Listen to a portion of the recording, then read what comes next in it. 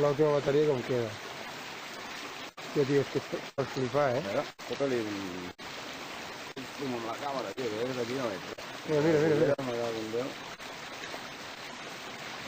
És que, tio, jo què sé, tio, semblen plumes, tio.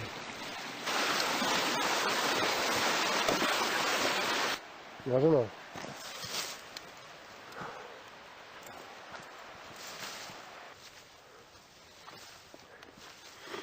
Segur que sento soroll. Home, tio, ja veus si sento soroll. Des de fa rato que sento soroll. Que sí, collons, que sí. Hòstia.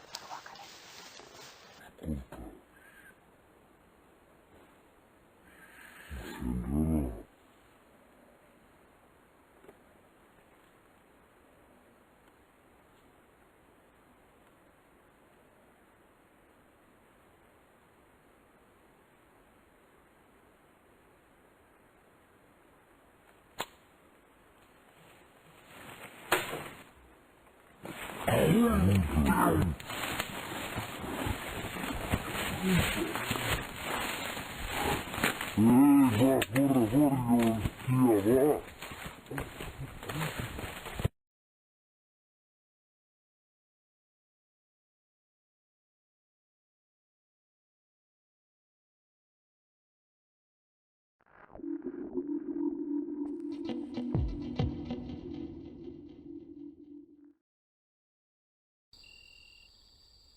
Cuando el sol comienza a ponerse y los árboles se apiñan en pequeños grupos oscuros, como si se protegieran contra la llegada de la noche, caminas silenciosa y rápidamente a través de la alfombra de hojas caídas y ramitas sueltas, reconociendo y notando al hacerlo cada susurro, cada chasquido de una rama creada por tus propios pasos.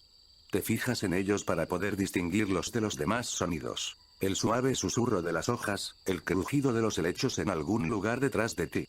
Aumentas tu velocidad sabiendo que la noche no es lo único que se acerca.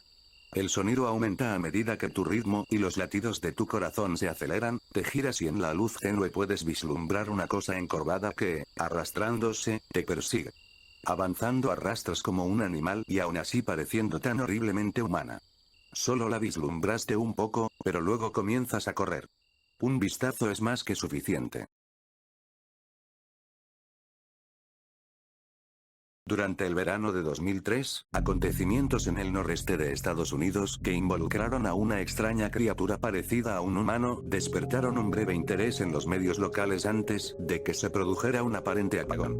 Poca o ninguna información quedó intacta, ya que la mayoría de los relatos escritos y en línea sobre la criatura fueron destruidos misteriosamente.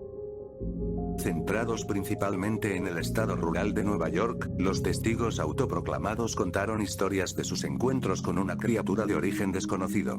Las emociones variaban desde niveles extremadamente traumáticos de miedo e incomodidad hasta una sensación casi infantil de alegría y curiosidad. Si bien sus versiones publicadas ya no están registradas, los recuerdos siguieron siendo poderosos. Varias de las partes involucradas comenzaron a buscar respuestas ese año. A principios de 2006, la colaboración había acumulado cerca de 2 docenas de documentos que datan entre el siglo XII y la actualidad, abarcando 4 continentes. En casi todos los casos, las historias fueron idénticas. Estuve en contacto con un miembro de este grupo y pude obtener algunos extractos de su próximo libro, ordenados cronológicamente.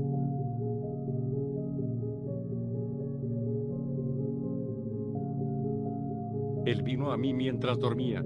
Desde los pies de mi cama, sentí una sensación. Se llevó todo. Debemos regresar a Inglaterra. No volveremos aquí otra vez a petición del rastrillo.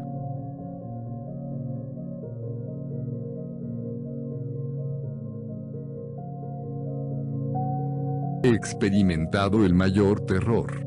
Experimentado el mayor terror. Experimentado el mayor terror. Veo sus ojos cuando cierro los míos. Están huecos. Negros.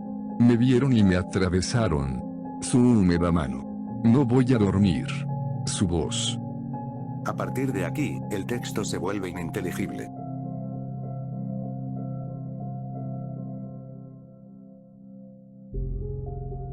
Mientras me preparo para quitarme la vida, siento que es necesario mitigar cualquier culpa o dolor que haya introducido a través de este acto. No es culpa de nadie más que de él. Por una vez desperté y sentí su presencia. Y una vez desperté y vi su forma. Una vez más me desperté y escuché su voz y lo miré a los ojos. No puedo dormir sin miedo a lo que pueda experimentar al despertar. Nunca puedo despertar. Adiós. En la misma caja de madera se encontraron 2 sobres vacíos dirigidos a unos tales William y Rose, y una carta personal suelta sin sobre. Querida Lily. He orado por ti. Pronunció tu nombre.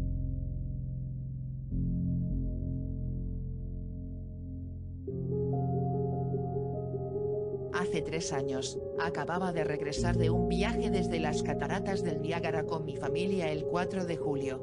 Estábamos todos muy agotados después de un largo día conduciendo, así que mi marido y yo acostamos a los niños y terminamos la noche.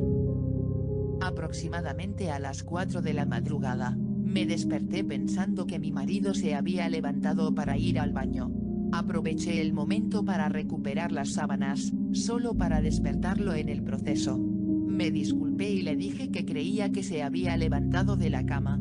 Cuando se giró para mirarme, jadeó y levantó los pies del final de la cama tan rápido que su rodilla casi me tira de la cama. Luego me agarró y no dijo nada.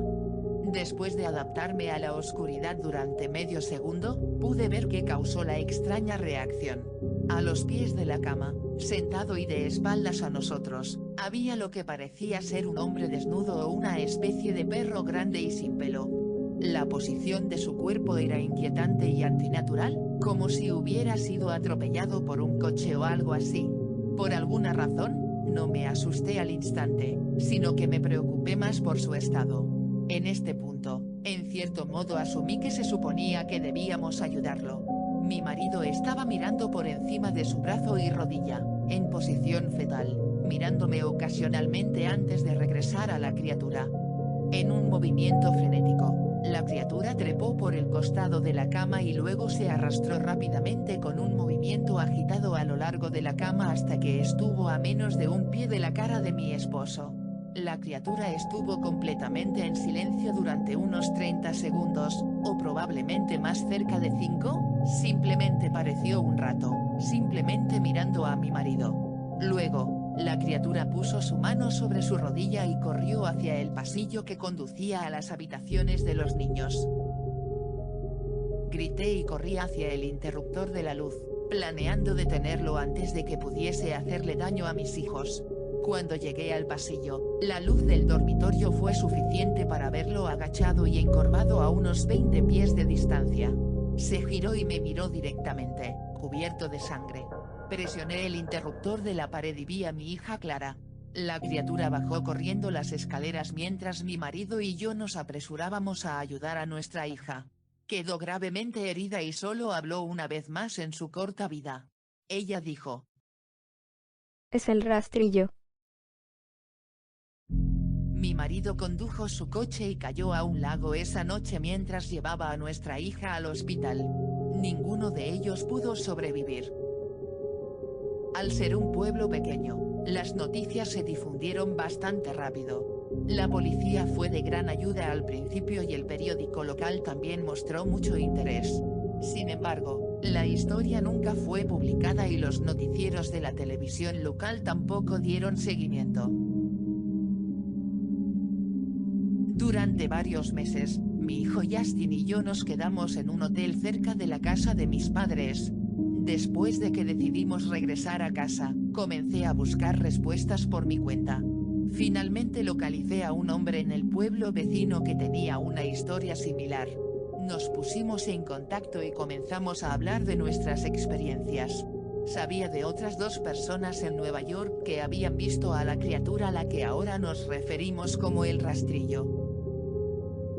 A los 4 nos llevó cerca de 2 años enteros de buscar en internet y escribir cartas para crear una pequeña colección de lo que creemos que son relatos del rastrillo.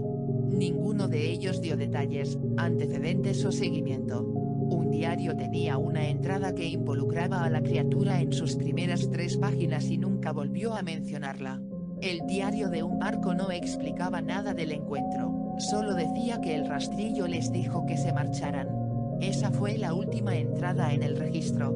Sin embargo, Hubo muchos casos en los que la visita de la criatura fue una de una serie de visitas a la misma persona. Varias personas también mencionaron que había hablado con ellos, incluida mi hija. Esto nos llevó a preguntarnos si el rastrillo nos había visitado a alguno de nosotros antes de nuestro último encuentro. Instalé una grabadora digital cerca de mi cama y la dejé encendida toda la noche, todas las noches, durante 2 semanas. Escudriñaba tediosamente los sonidos que hacía mientras me daba vueltas en mi cama cada día cuando me despertaba. Al final de la segunda semana, estaba bastante acostumbrada al sonido ocasional del sueño mientras la grabación se veía borrosa a 8 veces la velocidad normal. Esto todavía tomó casi 1 hora todos los días. El primer día de la tercera semana, me pareció escuchar algo diferente. Lo que encontré fue una voz estridente. Fue el rastrillo. No puedo escucharlo el tiempo suficiente para siquiera empezar a transcribirlo. No he dejado que nadie lo escuche todavía. Lo único que sé es que lo he oído antes y ahora creo que habló cuando estaba sentado frente a mi marido. No recuerdo haber escuchado nada en ese momento, pero por alguna razón, la voz en la grabadora inmediatamente me trae de vuelta a ese momento. Los pensamientos que debieron pasar por la cabeza de mi hija me molestan mucho.